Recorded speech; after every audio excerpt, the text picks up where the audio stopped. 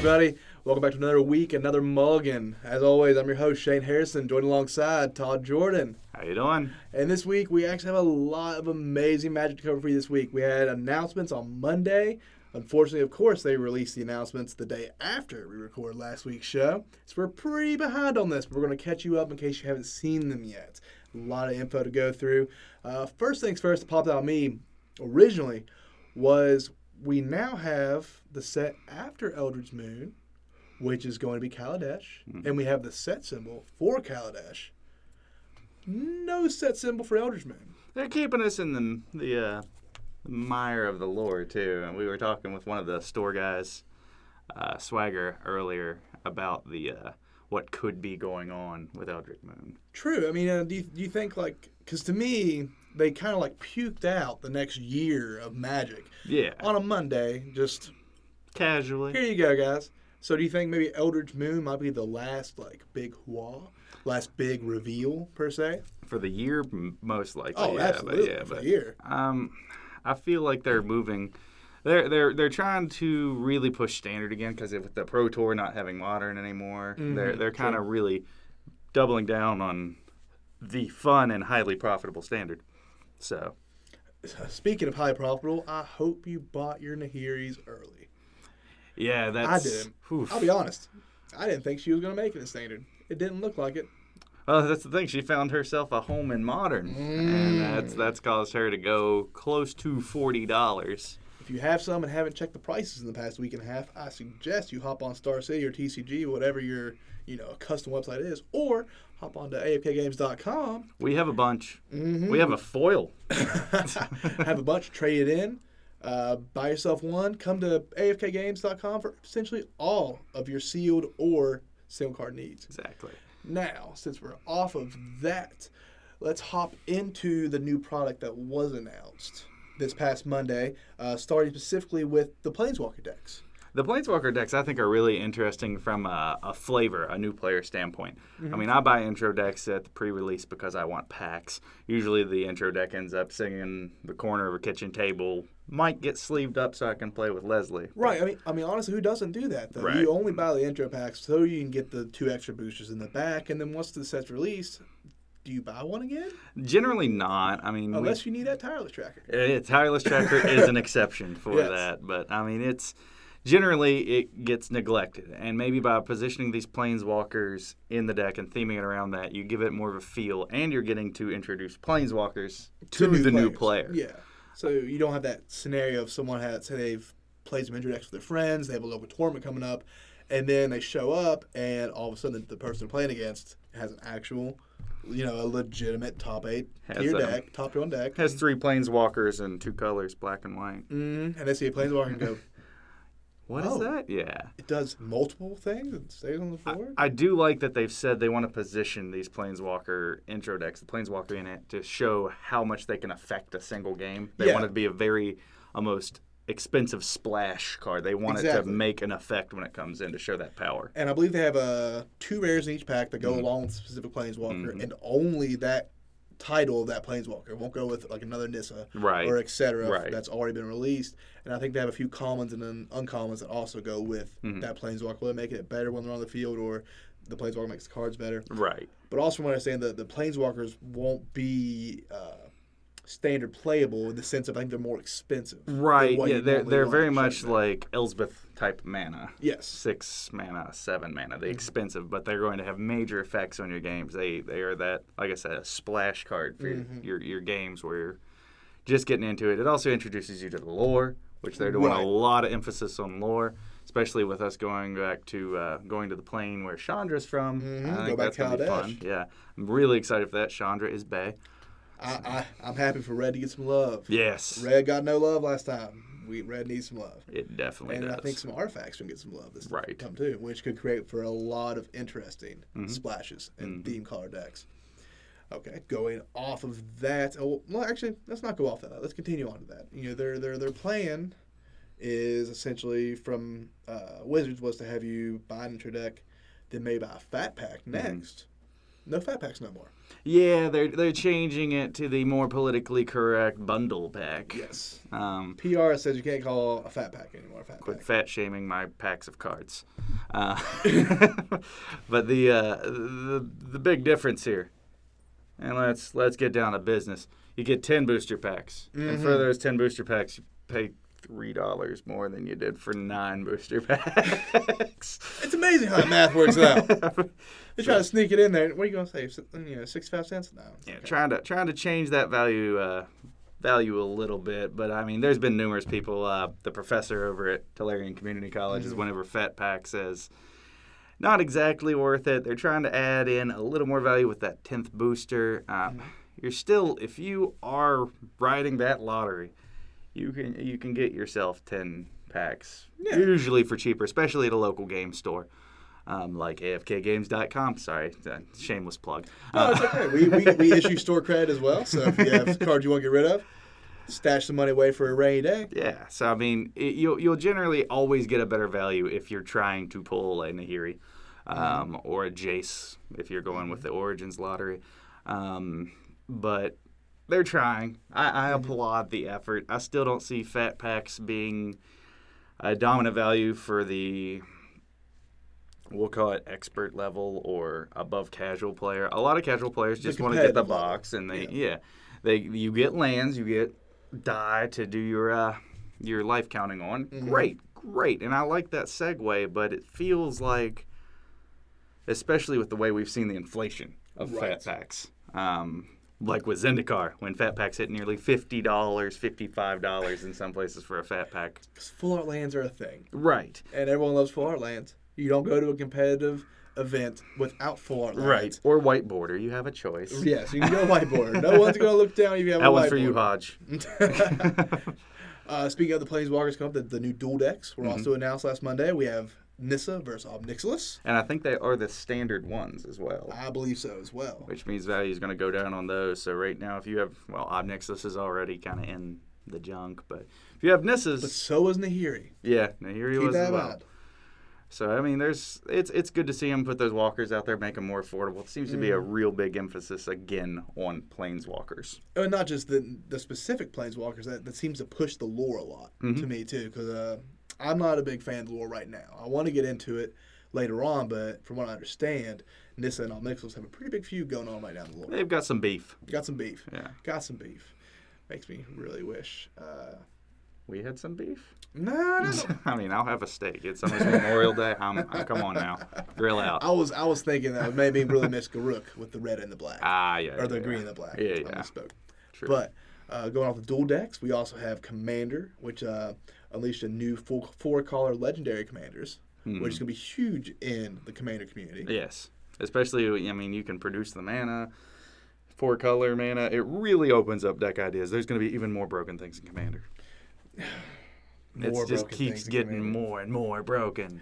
Which is why, going back to the ramping up system, if you start off at the with an entry deck, go up to a toolkit, etc. If you want to skip all that, find some friends to play Commander. You'll catch on the game really quickly because some bonkers things will go on that table. And you'll have to keep up, or it just, I guess, won't be for you. Right. Yeah, that's a quick. You'll learn a lot. That's a quick area of the game where you can realize if you like it. And, I mean, you can get super expensive in Commander, but it's a singleton format, so it's not like I'm playing 4 collected companies at $100. So you can get in Commander way cheaper than you can get in Standard, Modern, Legacy, Vintage. So it's definitely something to consider. And probably one of the biggest parts I'm most stoked about, the new Conspiracy is being released. I like the draft sets. I didn't get to play the first Conspiracy much. I was less than a year back, and I just was kind of focusing on Standard at that time. I'm excited to do some drafts with Conspiracy. And I'm excited the way they've built these draft decks. No longer do you have to have one friend go buy a box, and then hopefully everyone else pitches in. Right. Now, all 8 players can just go to their local, at least in North America, buy a 3-set pack for Conspiracy, and then just take it with you. Right. That way, I believe it's $12 a pop. And then everyone just grab one at your local, Walmart, etc. And your local game store. We support your local businesses. Yes. Honestly, I don't know why I plugged Walmart. I take that plug back. Revoked, Walmart. Get out. Okay, going on from there, Eternal Masters still on the way. Yep. Eternal That's Masters is completely spoiled now. Mhm. We're getting a Mind Sculptor reprint, a Winter Orb reprint. I can speak, I promise. A lot of really good cards. Chain Lightning will make it a little bit easier to get into Legacy Burn. Legacy Burn, that's a chunk of that deck's cost is the Chain Lightning. So it's nice to see that reprinted. I believe at an uncommon as well.